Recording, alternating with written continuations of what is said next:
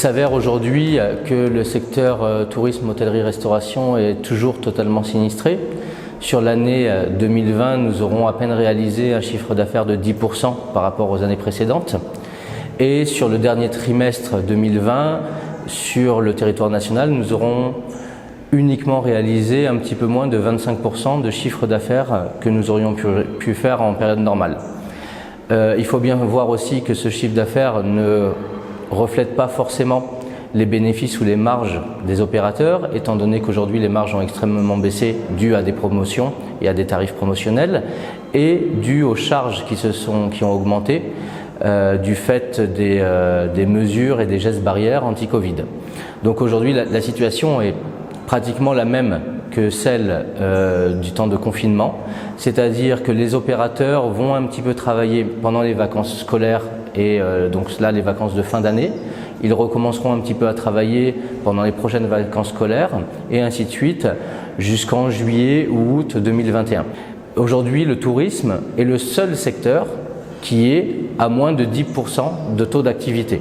Tous les autres secteurs ont récupéré bon an mal an 100% de leur activité ou en tout cas ont dépassé les 50%. Il y a beaucoup d'entreprises qui ont fermé ou qui souhaitent fermer. Il faut savoir que aujourd'hui, nos services fiscaux ne permettent pas aux sociétés de fermer les sociétés. Donc forcément, on ne le voit pas apparaître dans les chiffres de l'Instat, mais dans la réalité, la perte d'activité est entre 80 et 90% à ce jour. C'est vrai que l'ouverture de Nocibé, on était à plus de 90% avant l'ouverture de Nocibé. Maintenant, on est descendu en dessous de 90%, mais ça reste quand même un très gros chiffre puisqu'il est au-dessus de 80% de perte d'activité. Donc 80% de perte financière. Et aujourd'hui, la trésorerie des sociétés est totalement sèche et au 30 janvier, on va devoir rembourser des crédits bancaires d'urgence, de la Jirama qui a été reportée, des impôts, de la CNAPS, de l'OSTI. Voilà, ça ne sera pas tenable au 30 janvier. En fait, on est à ce jour aux prémices d'une crise économique majeure dans le secteur tourisme, hôtellerie, restauration. Aujourd'hui, on est à plus de 80% de perte d'emploi. Alors comme je vous l'ai dit, on ne peut pas fermer nos sociétés. En revanche, le chômage technique aujourd'hui continue. Et quand il ne continue pas sur toute une période de 3 mois, il continue sur 2 mois et demi. Et puis on doit réembaucher pour 3 semaines pour les vacances scolaires et le tourisme national. Et puis on referme et donc on remet en chômage technique. Aujourd'hui, on est à plus de 80% effectivement de perte d'emploi et en tout cas de perte de revenus de nos salariés.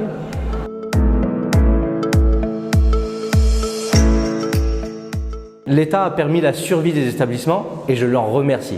Tena Mankasi Chaka Engines, sans l'État, on n'aurait pas pu être là aujourd'hui à se parler aujourd'hui. En revanche, il faut assurer cette pérennité jusqu'au milieu ou jusqu'à septembre 2021. Si aujourd'hui on abandonne ces sociétés et qu'au 30 janvier, ces sociétés, ces PME, ces très petites entreprises malagasy doivent payer tout ce qu'elles doivent, qu'elles n'ont pas payé, qui a été reporté de mars à octobre 2020, eh bien dans ces cas-là, ces sociétés seront en faillite et n'existeront plus en février. Et il faut bien comprendre que si elles n'existent plus en février, elles ne tiendront pas jusqu'à la relance avec le tourisme national et elles ne tiendront pas jusqu'à la relance du tourisme international. Donc aujourd'hui, ce qui est le plus important pour nous, c'est de pérenniser la survie des entreprises. Notre point aujourd'hui, c'est vraiment de dire on ne discute pas au niveau de la santé, c'est indiscutable, ça n'est pas traitable. On ne met personne en danger. En revanche, ne mettons pas non plus les entreprises en danger économiquement. Les autres secteurs, bon an, mal an, certains s'en sortent très bien, d'autres un peu moins bien, mais sont à plus de 50%. Nous, on est à moins de 10%. Aidez-nous via les partenaires technico-financiers à payer nos factures Jirama. Aidez-nous via l'État à prendre en charge la CNAPS, à prendre en charge l'OSTI.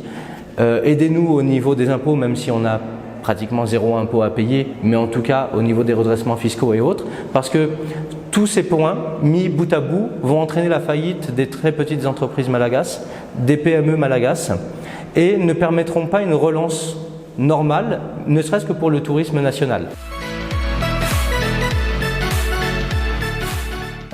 Oui, aujourd'hui, l'hôtellerie ne dépend que de la réouverture des frontières. Comme je l'ai expliqué tout à l'heure, 20% de revenus sur du tourisme national. Et je ne crois pas que, nous ne croyons pas qu'en 1 an ou en 2 ans, le portefeuille moyen des 25 millions de Malagasy double, triple ou quadruple. il va falloir un peu plus de temps, c'est normal, il va falloir de l'industrialisation, il va falloir de la scolarisation, il va falloir de l'éducation touristique, de l'éducation environnementale. Tout ça, ça prend du temps, hein, c'est structurel plus que conjoncturel. Et nous sommes dans une crise conjoncturelle. Donc oui, aujourd'hui, pour l'hôtellerie, il faut du tourisme international. L'exemple parfait, ce n'est pas l'exemple de la province, c'est l'exemple d'Anna-la-Mangue. Anna-la-Mangue, c'est quand même à peu près 50% du parc hôtelier. Mais c'est plus de 50% des revenus du parc hôtelier, puisqu'il y a Novotel, bientôt Radisson Blu, Carlton, Colbert, enfin bon, tout ça et une multitude de petites ou moyennes entreprises. Anna-la-Mangue, il y a peu de gens qui viennent faire du tourisme à Anna-la-Mangue aujourd'hui. Alors on peut le développer, mais est-ce que le panier moyen permettra d'aller au Carlton, permettra d'aller dans d'autres hôtels aussi luxueux? Pas certain. Peut-être, mais pas certain. Donc la réouverture de la frontière internationale qui est IVAT va redynamiser et va faire réouvrir ces hôtels et l'hôtellerie d'Anna-la-Mangue.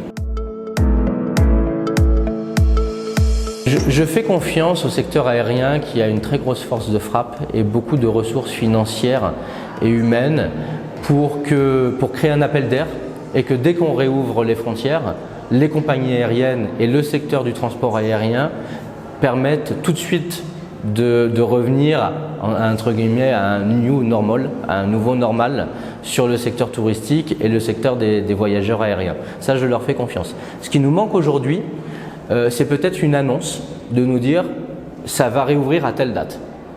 On comprend tous que c'est compliqué, qu'aujourd'hui il y a beaucoup d'incertitudes mondiales, régionales, continentales.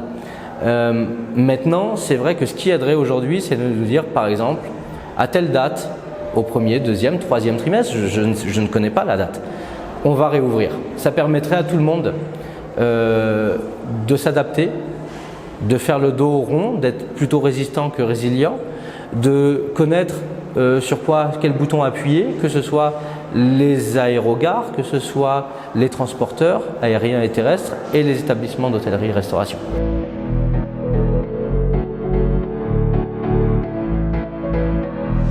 L'année 2019 est une année record selon les chiffres. Alors on fait parler des chiffres un petit peu comme suivant la vision des chiffres. Mais c'est vrai qu'on a fait plus de 380 000 touristes, donc plus que l'année 2008 qui était l'année référence.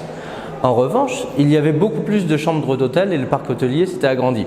Donc en fait, en pourcentage de taux d'occupation, on était inférieur. Mais c'est pas grave, parce que bien entendu, il faut construire des chambres d'hôtel pour pouvoir attirer des clients et attirer plus d'avions. Ça pose pas de souci. Donc plus de touristes, mais un peu moins de taux d'occupation. Donc on avait une capacité d'absorption qui était très grande encore. Et on comptait plus 15% en 2020. Donc les 500 000 touristes étaient réalisables.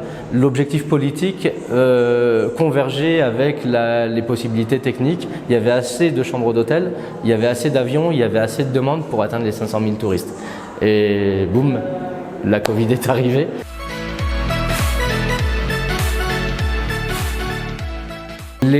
La première action qu'on mène, c'est vraiment assurer la survie des TPE et des PME malagasy. Ça, c'est la première action parce qu'on pourra essayer de faire évoluer toute compétitivité. Si les sociétés ne sont pas présentes sur le marché, la compétitivité ne pourra pas être là. Donc la première action, c'est vraiment la survie du secteur.